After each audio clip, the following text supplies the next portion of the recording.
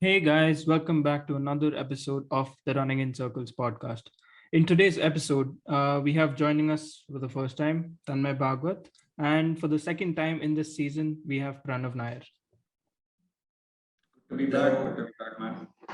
Hi guys, nice to meet you all. Glad to be here. Yeah, good to have both of you.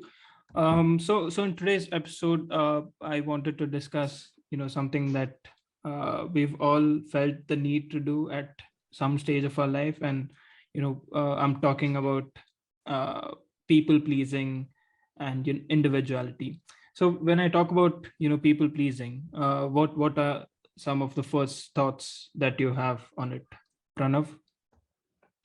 So, what does people pleasing means? It means that you're just trying to blend in with the person. You're just trying to resonate and like get your minds and your thoughts synchronized with the other person, so that you can have a certain type of relationship with that person. Now, there are different types. Like it could be of varying levels. You can have a relationship, as in like it could be a partner, it could be a friend, it could be a boss, it could be a and anyone, basically it could be an acquaintance. But that's what I feel, whenever we are trying to gel in or blend in with the person. That's what we are trying to do. We are just sort of deviating our personal behavior to suit to the other person, to the person whom we are talking to, or the person with whom we are interacting to. We just maybe deviate a little bit and just try to gauge in as what they might like, right? Hmm. So I mean, maybe we can delve deep into maybe the examples later in this podcast. But what I would say is that, like, whenever you're trying to please a person, you just sort of maybe just test the waters a little bit. You just dip your toes that if you, oh, do you like this? What are your colors? Oh, do you like blue? I like blue. Hmm. But say it's a different shade of blue. It's a teal or it's a green. But Uh, I mean, you might just say something different just to please that person. So, in my uh, opinion, that's people pleasing. uh, Tanmay? Yeah, so uh, so I think in today's age, I suppose it is a very big deal to sort of have appreciation from random strangers. It- I wouldn't be a sort of alarmist and say it's an epidemic of some sort of anything like that, but somehow this particular quality of having to please people or be a sort of social butterfly has become essential in today's circles, not just personally but even professionally, because Hmm.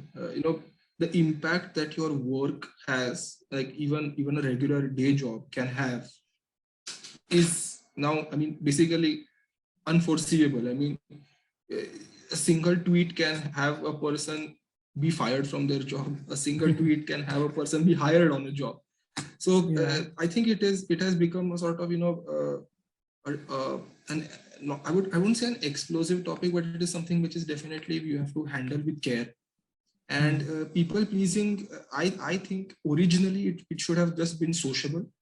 It was just to be sociable, to fit in well with a group and to be able to make friends, I suppose. But now we have to qualify it as being not neurotic and not uh, not being a generic carbon copy of someone else in order to be happy with a person. So I think people pleasing right now, I would think of people pleasing as just being sociable, being happy in being with a group, and making sure that a group makes you happy. So I think that Hmm. is what people pleasing is supposed to be. It's like a mutual exchange of thoughts between people.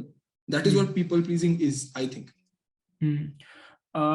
To me, I feel like people pleasing is somewhat, we've come to this term now, and I don't think it was people pleasing wasn't such a big deal previously, but I feel like now, now that we live in such a polarized world, I feel like everyone wants to get liked, or as you said, be a social butterfly.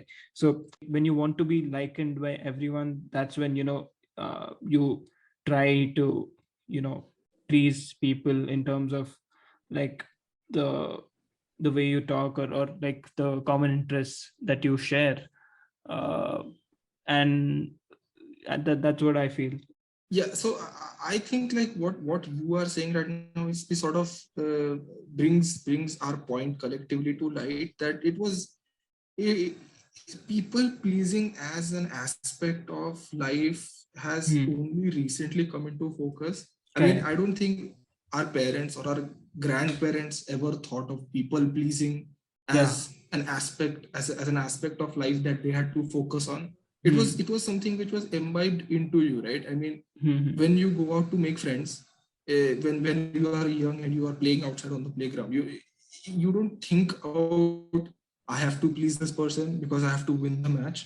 I have to please this person because he's the goalkeeper. If I don't please him, he's going to let the football in and we are going to lose the match. Hmm. It's not, you don't think about things like that when you are out in the wider world. And I think Hmm. up until our age of social media, it was not really a concern for people and they were not worried about it, you know. I think people pleasing has become something that worries us now. We are like anxious about having a good image Hmm. and having a sort of uh, happy attitude everywhere, positive attitude everywhere. And that's what I think is kind of worrying now, because as soon as you put into focus something like that, you start to become neurotic about it. You have to be obsessive all the time, that, oh no, I said something wrong, could it have offended this person? Okay, I hope that that my wording in this sentence pleased that person. And so people pleasing was, I think, just a normal aspect of life till maybe what, 10-20 years ago, and now it has suddenly become everything for some Yeah. people. And it's basically become something that you can lose jobs, livelihoods, personal life on. So Hmm. that's why I think it's sort of a necessity to be aware of what extent you have to be good at it, or at what level you have to stop yourself from doing it anymore, I think. Hmm. I agree. Yeah. I think, in the past few years, virtue signaling has, come out, as Babat said, now virtue signaling has come out more prevalent than any other thing, I would say. And especially Hmm. since we are all connected and we all like use social media and stuff. Yeah, so I agree. Yeah.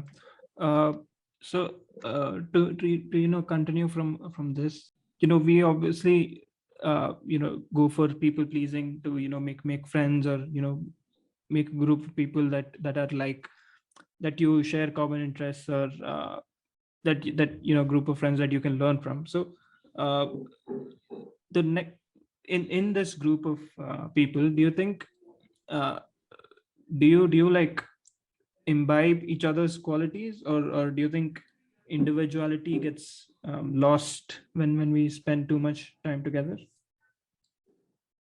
I Pranav? think if you look closely into it, yes, I mean, you lose some of yourself. I mean, just think of it in a way that, I mean, I'm not sure if I'm being entirely accurate over here, but from my understanding, when you are a baby, like your brain tries to learn everything and anything. And so there are many, what do you say, connections made inside your brain. But as you get older, these Hmm. connections keep on losing, and to the point that your brain only has those things which you know, and you need to know by the time you're old, so Hmm. similarly, trying to make an analogy over here is that, yeah, you sort of lose your individuality to a certain extent, that's for sure, like whenever you are, what do you say, trying to gel in with a group of people.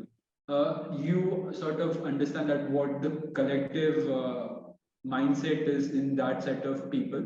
And just to, I mean, the reason why you are in the first place, you are gelling with the group, is that you are sort of resonating with them, like your Yeah. personality is like in line with what they're thinking. But at the same time, you can't just say that every single person thinks the same way.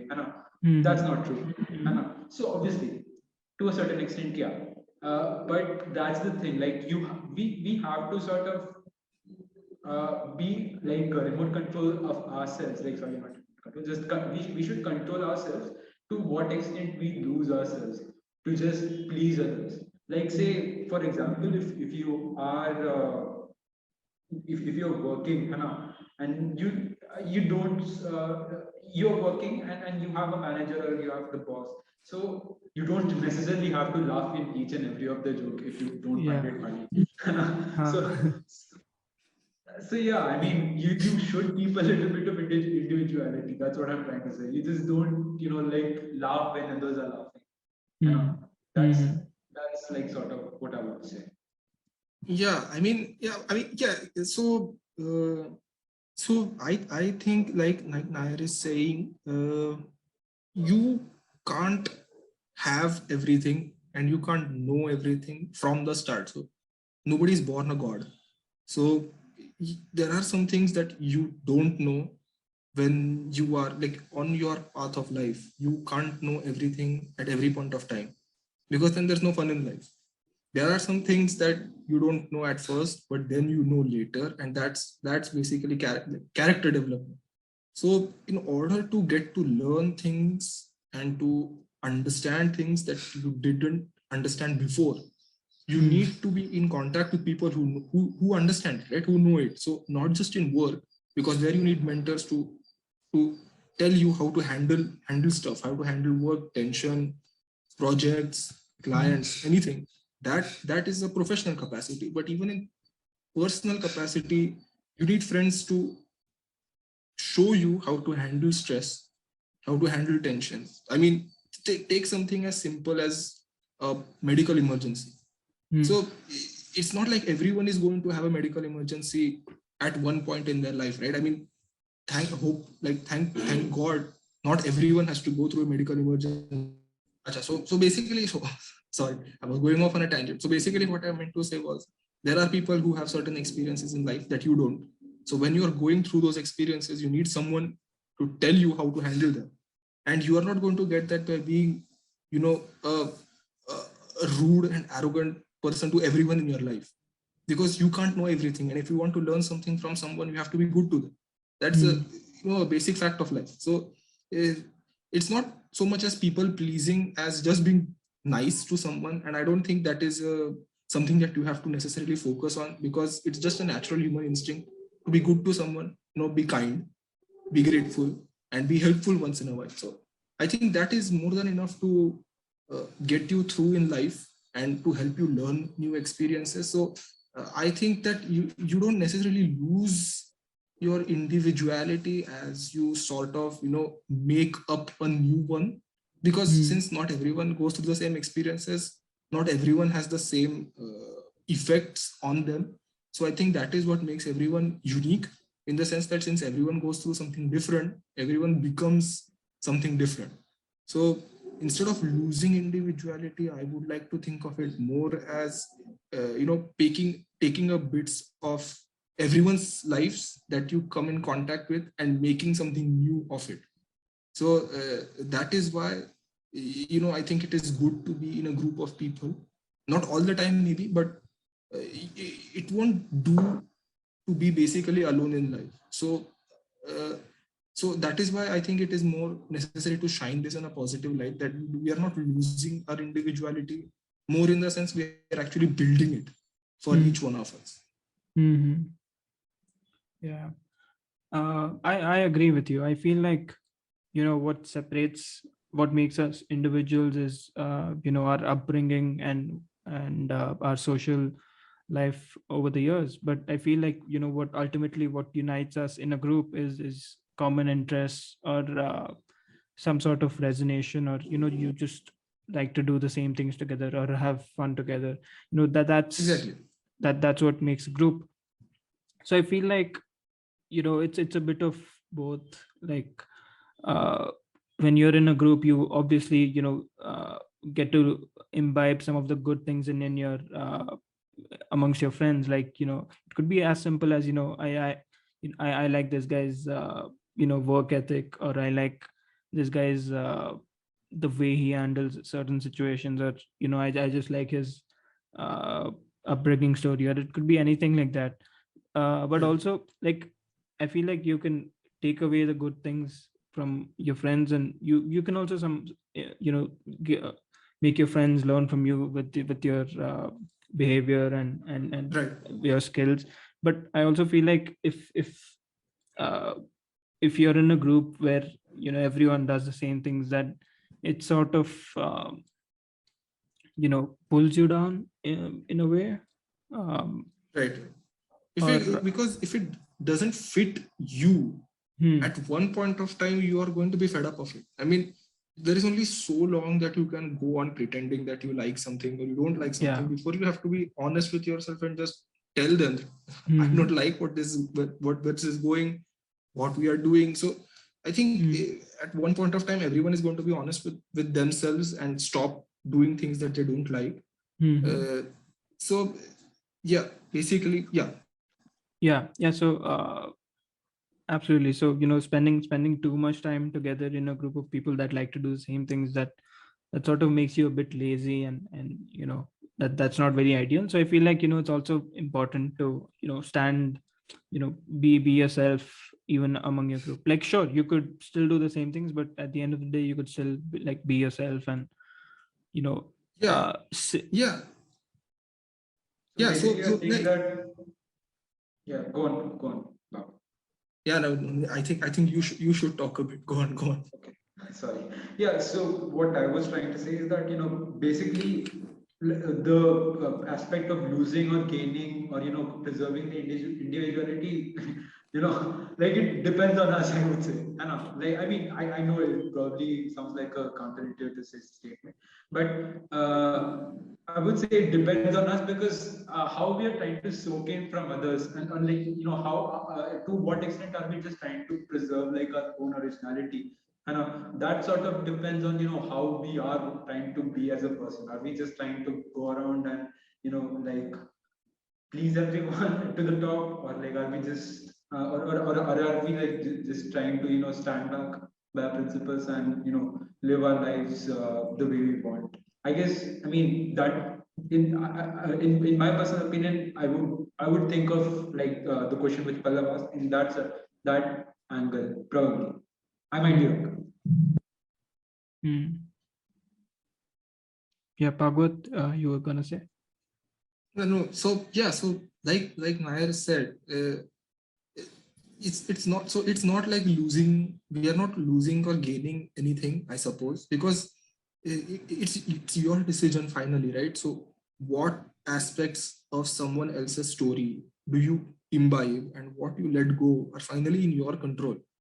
So uh, if you're in a group of people who don't like some of the thoughts that you have or some of the behaviors that you show, it is always up to you to decide whether you want to continue doing that. So it could be in some ways that you don't show them that those thoughts or those behaviors, and you fit in well with the group, but you still have those, right? So it's just like you're suppressing them while you are with the group, but it is still part of your personality. So you are not losing anything so much as you're just not showing it at some points of time. So it's not like you're losing anything.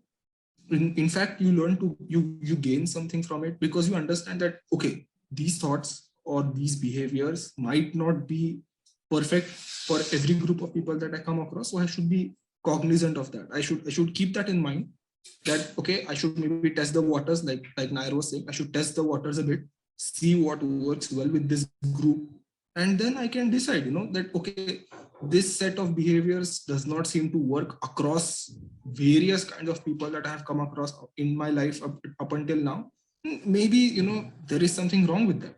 Maybe there is something that I'm not seeing, and you lose that part of yourself. But it's not bad, because it's not helping you anywhere, right? Correct. There has to be something in your personality or in those behaviors that's not helping you with anyone. And then you have to ask yourself, right, like how useful is it actually to your life? Because after all, everything that you're doing with people, you're doing for people.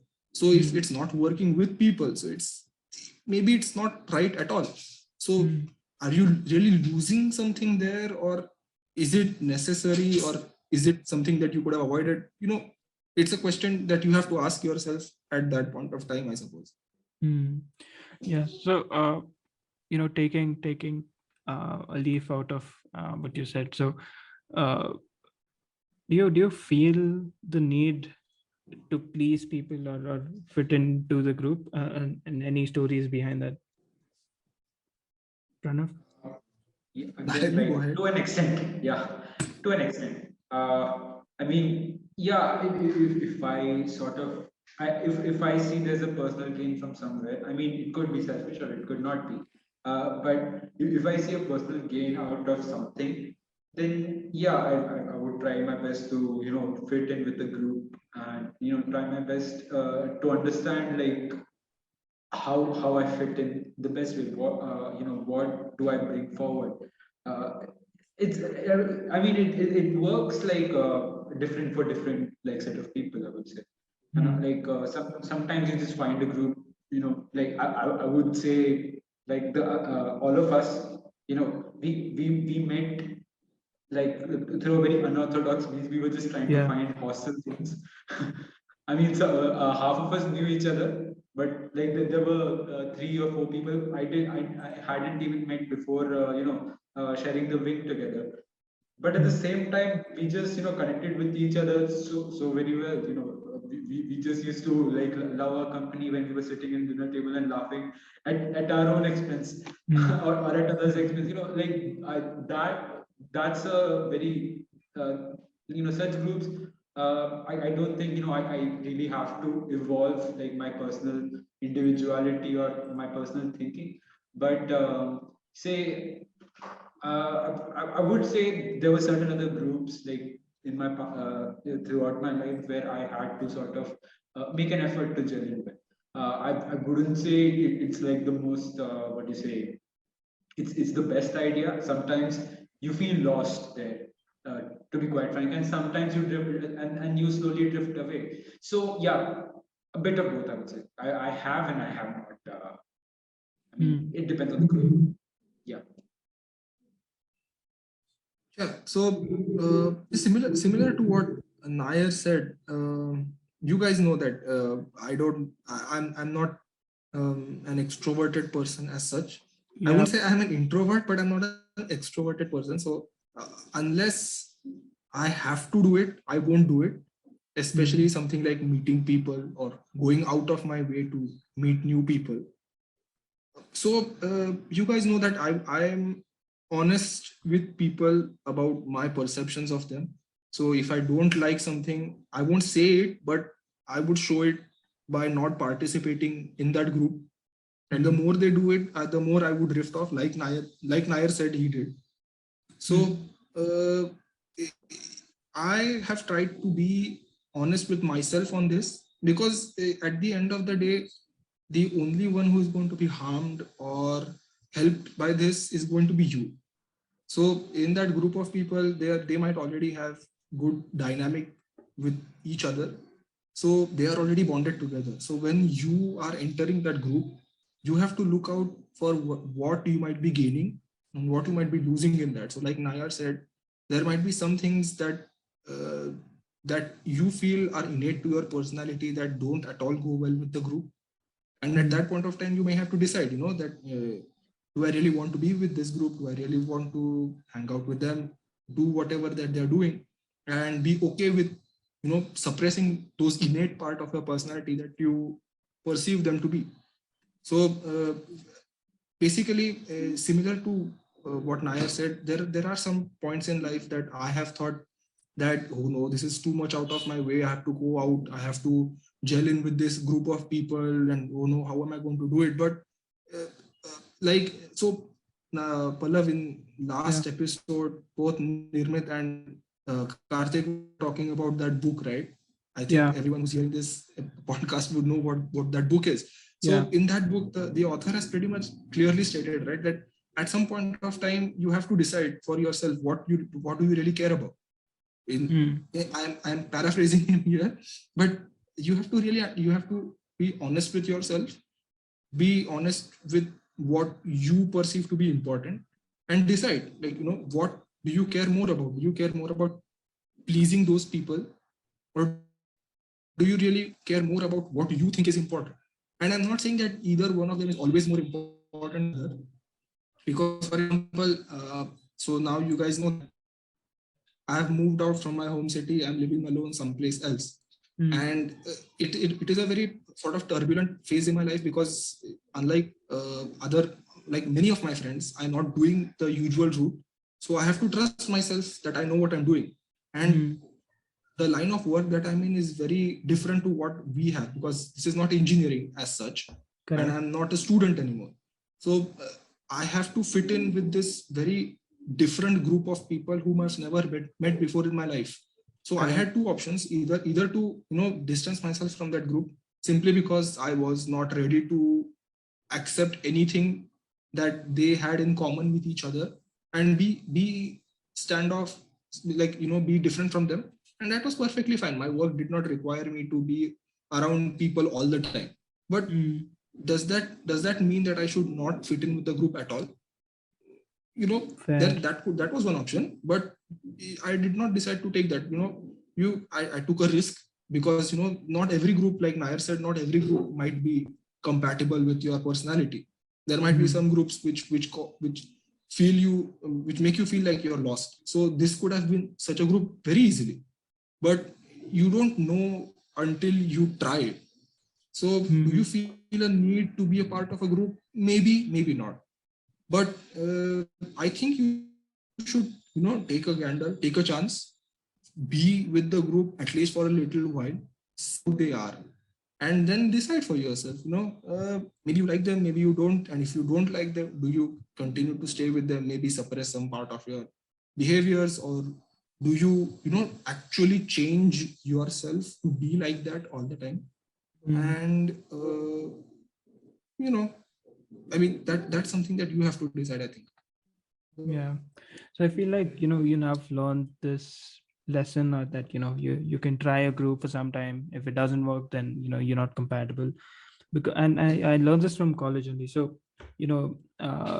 till high school, your circles are pretty small. Like, you'll be in a class of like 30, 40, and everyone in your class and in your section. And there's no need to fit in, because everyone knows everyone. You will naturally find a good group for yourself in high school.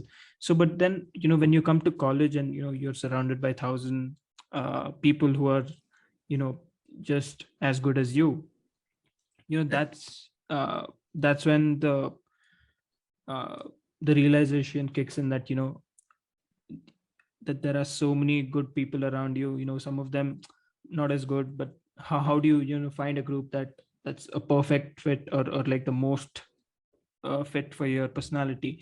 So I feel like that's what made me realize that you are never going to meet your most compatible friend, or your most compatible colleague or someone. It's always about finding a group which you most resemble your ideas and your thoughts, or your fun quotient with. So I've tried fitting into group before, but later on I've realized that I'm not very happy with that group, and that's when I've switched to other groups of friends. And it goes on and on until I found you guys. It came through very unorthodox, as Nair said, but I feel like the moment I found out, uh, got to know a bit about you guys, I knew that this is the group that will help me grow, and this is the group that will get me through college. I remember uh, I'd met Nair through Nirmit, but then what had happened was, uh, I, I found, like, compared to my previous groups, I found that this group uh, is very passionate. It's very intellectual. It's very it. I was sure that the bunch of people that I'm meeting now, they're gonna ace their life, and it'll be great if I could take a page from their book and write my own story in it. So Yeah, that's Oh, how. thanks, man. Not trying to flatter ourselves. Not trying to flatter you, but yeah, I that's what I'll say. That I've tried fitting into group. That's made me realize that you're never going to meet your most compatible friend, and so it's always Yeah, about. so Mhm. yeah, so it's not a need as such. Like as the question stated, it's not a need to fit into a group, because if that's the case, then you should take a really good hard look at yourself. Because if you are feeling the need to fit into something, it's basically like something that you are thinking about all the time, Correct, and that's correct. not really good, because That's it not is good. not. Yeah. Yeah, it's not a part of your life to fit into a group. Hmm. So it should be something that comes out naturally, because that's not something that's worth focusing on, right? I mean, it's Yeah. not worth it to focus on something as easy as just fitting into a group. Hmm.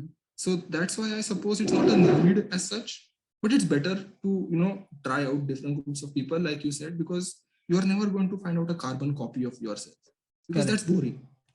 You Yeah. need to find someone who is compatible but different, and Hmm. you're not going to do that by being rude, arrogant, and standoffish all the time, but you're also not going to get that by being sycophantic and being a carbon copy of other people.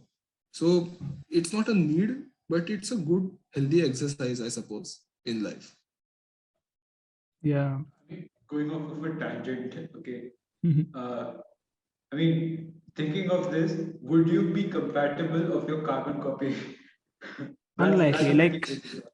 I don't. I mean, there's it's a tough question. Like, would you be friends with yourself? The answer is yes, and the answer is no also, because yeah, you would want to be friends with yourself because you're the same person, and you share your interests are matched, but then there's nothing to learn from yourself, right?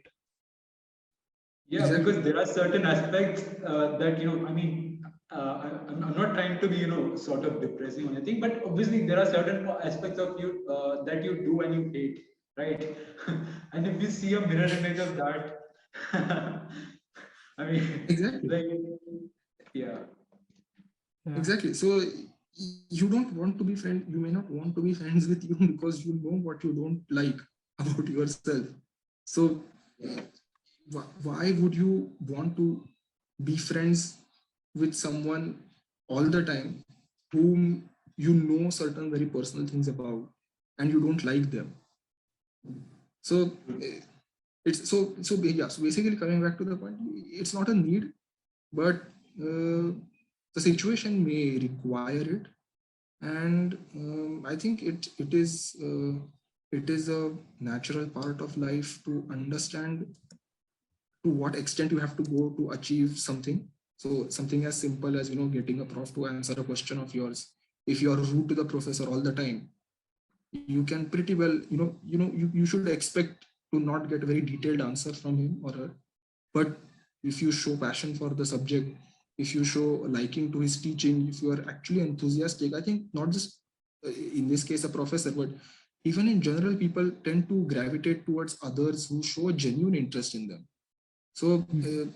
it's not a need again, because if you are genuinely interested in someone, if you understand some innate parts of their personality, you don't have to go out of your way to be something that you think that they would like. You automatically behave that way, automatically. And I think this natural versus artificial way of behaving, we understand.